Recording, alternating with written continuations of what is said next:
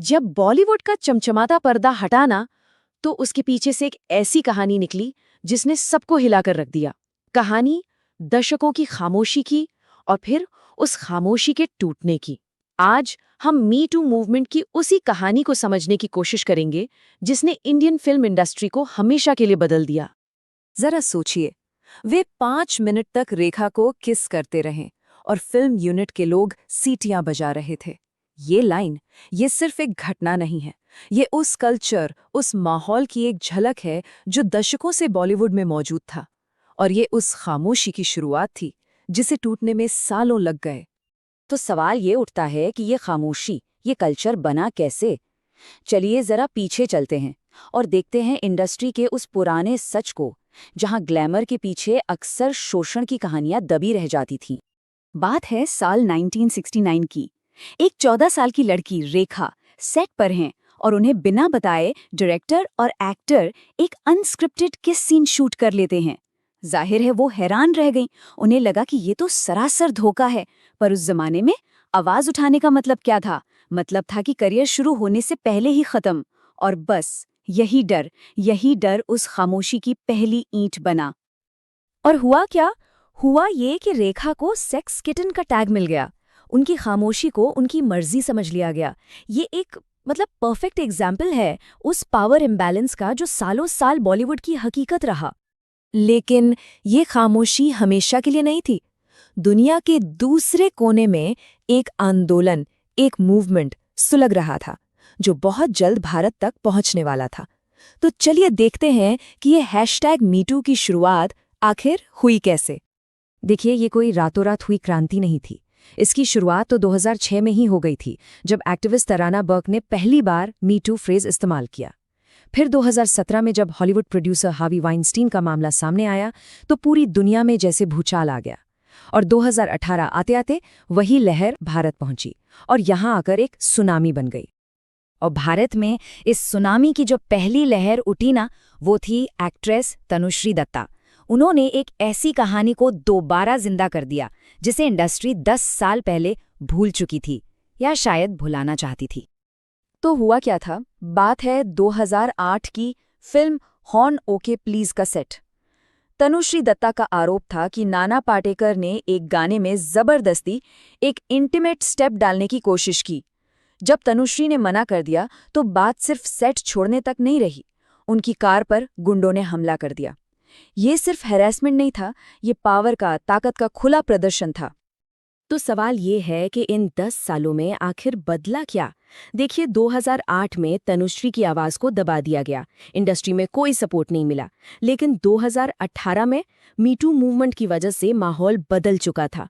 वही कहानी इस बार एक धमाके की तरह सामने आई। क्यों? क्योंकि इस बार गवाह थे और पूरे देश में एक ऐसी डिबेट शुरू हो गई जिसे इग्नोर करना नामुमकिन था। और सबसे बड़ी बात, इस बार तनुश्री अकेली नहीं थी। जर्नलिस्ट जेनिस सिक्वेरा और वसीम अख्तर, जो उस दिन सेट पर मौजूद थे, वो सामने आए। उन्होंने कन्फर्म किया कि हाँ, तनुश्री की कार पर हमला हुआ था। उनकी गवाही ने इस पूरे केस को वो वजन दिया जिसकी 2008 में कमी थी। तनुश्री दत्ता ने जो दरवाजा खोला था वो दरअसल एक बांध का गेट था, और उसके खुलते ही आरोपों का, कहानियों का एक ऐसा सैलाब आया जिसने सबको बहा दिया। और इस सैलाब में जो सबसे बड़े नाम सामने आए, उनमें से एक थे डायरेक्टर साजिद खान। एक या दो नहीं, बल्कि कई महिलाओं ने आगे आकर उन पर सेक्सुअल हरासमेंट के गंभीर आरोप लगाए।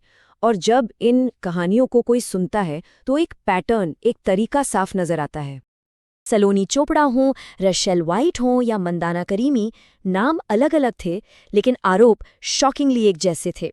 अजीब व गरीब सवाल पूछना, बिकिनी में तस्वीरें मांगना, रोल के बदले में सिड्यूस करने को कहना, ये एक बहुत ही डिस्टर्बिंग पैटर्न था जो एक बहुत गहरी और बड़ी प्रॉब्लम की तरफ इशारा कर रहा था।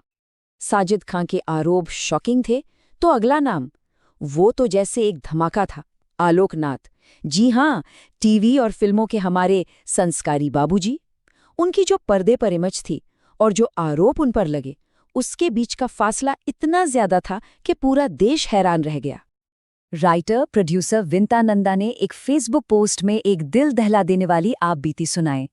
उन्होंने बताया कि कैसे एक पार्टी में उनकी ड्रिंक में कुछ मिला दिया गया और आलोकनाथ ने उन्हें घर छोड़ने का ऑफर दिया। अगली सुबह जब वो उठी तो उन्हें एहसास हुआ कि उनके साथ रेप हुआ है। और विंता नंदा अकेली नहीं थी। उनके पोस्ट के बाद एक्ट्रेस नवनीत निशान, संध्या मृदुल, दीपिका अमीन, कई और महिलाएं भी सामने आई और उन्होंने भी आलोकनाथ के साथ अपने बुरे अनुभवों को शेयर किया। ये एक एक करके जुड़ती हुई आवाजें थीं जो बता रही थीं कि ये कोई एक घटना नहीं बल्कि एक पैटर्न था। और देखिए, ये लिस्ट यही नहीं रुकी। डायरेक्टर सुभाष घई, सिंगर कैलाश खेर, एक के बाद एक इंडस्ट्री के बड़े बड़े नाम इस लिस्ट में जुड़ते गए। तब जाके ये साफ हुआ कि ये कुछ बुरे लोगों की कहानी नहीं है, बल्कि ये पूरे सिस्टम में लगी एक बीमारी है। तो इन सारी कहानियों और खुलासों ने कुछ बहुत ही जरूरी और कुछ बहुत असहज सवाल खड़े किए हैं। सवाल सिर्फ बॉलीवुड से नहीं, बल्कि हम सब से, पूरे समाज से। देखिए, फोकस भले ही बॉलीवुड पर था, पर सच तो ये है कि ये आग हर जगह लगी हुई थी। Journalism, corporate sector, education, me too ने आईना दिखाया कि सेक्सुअल हैरेसमेंट इंडिया में हर वर्क प्लेस की एक कड़वी हकीकत है। और जब भी कोई महिला सालों बाद हिम्मत करके कुछ बोलती है, तो एक सवाल उसका पीछा जरूर करता है, अब क्यों बोल रही हो? इतने साल चुप क्यों थी? ये सवाल सुनने में तो सीधा लगता है, पर असल में ये विक्टिम को ही कटघरे में खड़ा करने का एक तरीका है। लेकिन असली सवाल ये नहीं है कि इतनी देर क्यों लगी। असली सवाल को ये है कि हमारे समाज में, हमारी इंडस्ट्री में ऐसा माहौल ही क्यों था कि किसी के लिए भी बोलना नामुमकिन था। सवाल विक्टिम से नहीं, सवाल उस कल्चर से होना चाहिए जो ऐसी खामोशी को पनपने देता है। सच तो ये है कि ये जो अब क्यों पूछने वाले लोग हैं ना, यही वो लोग हैं जिनकी वजह से महिलाएं चुप रह जाती हैं। ये सवाल ही उस खामोशी की सबसे बड़ी वजह है। तो आखिर में एक सवाल सबके लिए, एक ऐसी इंडस्ट्री जो पूरी तरह से इमेज और पर्दे पर टिकी है, उस पर्दे के पीछे की हकीकत को बदलने के लिए आखिर क्या करना होगा? मी टू ने खामोशी जरूर तोड़ी है, लेकिन असली बदलाव की कहानी शायद अभी लिखी जानी बाकी है।